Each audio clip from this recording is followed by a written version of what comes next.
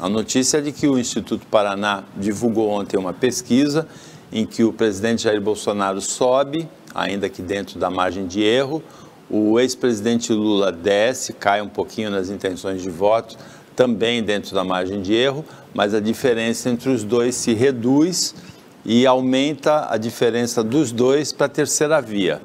Curiosamente, a maior rejeição entre todos os pré-candidatos é a do governador de São Paulo, João Dória, 66%. Não votariam nele de jeito nenhum. A segunda maior rejeição é a do próprio presidente Jair Bolsonaro, 54,1%.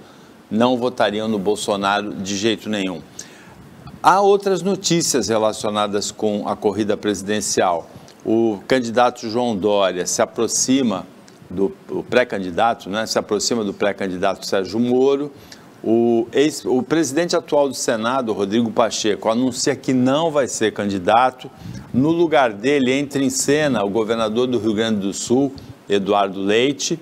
Então tem várias mexidas aí na corrida presidencial. O ex-presidente Lula também se aproxima mais, praticamente fecha o acordo com o ex-governador de São Paulo, Geraldo Alckmin, para compor a chapa. Agora, de todos esses pré-candidatos, o único que dá a impressão de estar em campanha realmente é o presidente Jair Bolsonaro, não é, Camila? Eu acho que ele está em campanha há 3 anos, né? Porque ele só visa isso. Até uma coisa meio que eu acho que é pro próprio ego dele, ele só quer o poder. Fazer coisa boa, cuidar do país, essas coisas ele não quer, ele esqueceu para quê.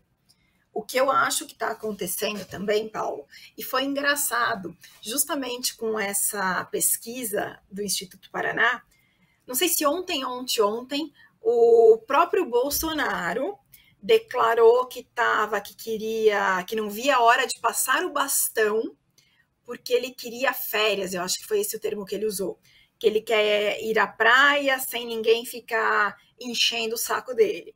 Então, é muito engraçado, né?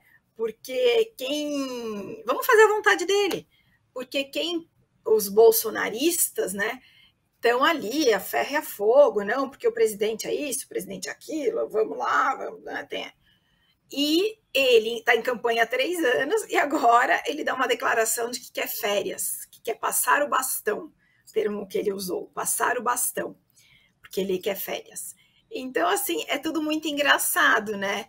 E é tão engraçado que ninguém leva a sério o presidente. Ele fala esses tipos de bobagem. Eu, se fosse elegê-lo, já ia falar, não, ele não deve estar aguentando pressão, vou votar em outro. Mas não, ele declara uma bobagem dessa, ele está em campanha desde que foi eleito, e as pessoas continuam dando credibilidade para ele. Então, para mim, são coisas engraçadas. A rejeição do Dória, a gente sabe que é alta e não é de hoje, né? O Dória tem um jeito muito arrogante de ser, ele tem uma questão de amor próprio muito alto, a autoestima dele é altíssima. Mas ele, ao mesmo tempo que ele faz também umas coisas que a gente não consegue entender, ele também faz coisas muito boas. Ele tirou, vamos dizer assim, meio que de letra essa questão da pandemia.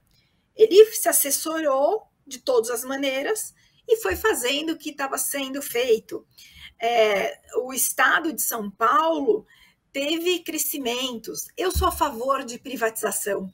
Então, eu acho que várias coisas estaduais que está levantando-se de ser privatizada, fazer concessões, eu acho uma coisa boa para o Estado. E o Dória também, nesse tempo de governo dele, levantou muito essa questão. Então, eu acho que assim, o Dória tem o lado ruim e o lado bom. Marqueteiro demais, muito ligado, né, com tudo está perfeito, tudo não está perfeito.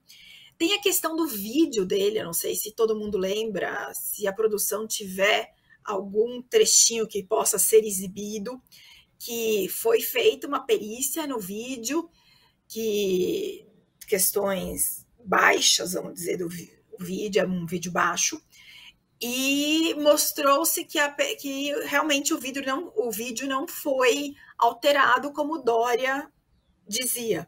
E mesmo com essa perícia, ele continua afirmando que o vídeo foi alterado. Então, acho que assim, todos os candidatos têm seu pró e seu contra. Lula volta da corrupção, volta da baixaria de dinheiro por aqui ou por ali. Muita gente rebate essa minha fala, dizendo assim, não, mas ele não foi condenado a nada. Todas as condenações dele praticamente estão extintas. Vale lembrar que ele não foi condenado por questões dos crimes. Ele não foi condenado por questões processuais.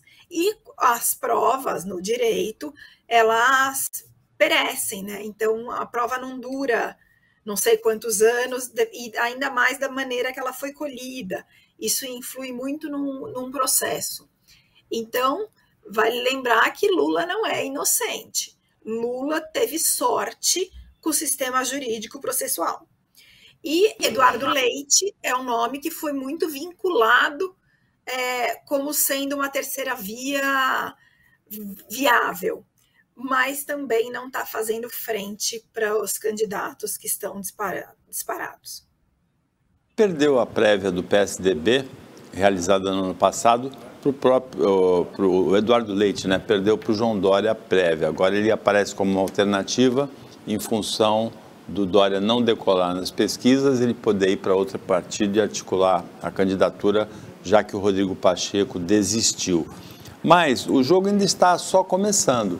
A Camila tem razão, o Dória, ele tem algumas realizações bacanas. Hoje, por exemplo, ele postou nas redes sociais dele o nível que já foi alcançado com a despoluição do Rio Pinheiros, em São Paulo.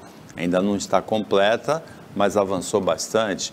Ele conquistou a vacina, o crescimento do estado de São Paulo econômico é 10 vezes maior que o do Brasil, né, durante a pandemia. Então, São Paulo puxou o crescimento do país, muito mais que outras regiões, é muito maior que a média brasileira, que o total brasileiro, o crescimento de São Paulo. Mas o comunicador José Luiz da Atena, ele deu uma definição que também é interessante. Ele falou, o Dória é curioso, o Dória tem a luta pela vacina, né, do Butantan, a Coronavac. O José Luiz da Atena disse assim, o governador João Dória é um tipo de jogador que se fizer o gol de bicicleta, a torcida vai achar feia, até a torcida do time dele. É para avaliar, porque o Dória ganhou uma eleição em 2016, no primeiro turno, para prefeito de São Paulo, que é uma eleição duríssima, e ganhou uma eleição no segundo turno para o governo de São Paulo, também uma eleição duríssima, enfrentando o Márcio França no segundo turno, naquela onda do Bolsonaro, onda a qual, é bom a gente lembrar, o governador João Dória aderiu no final, o famoso Bolsodória. Depois ele se opôs, mas no momento ele aderiu.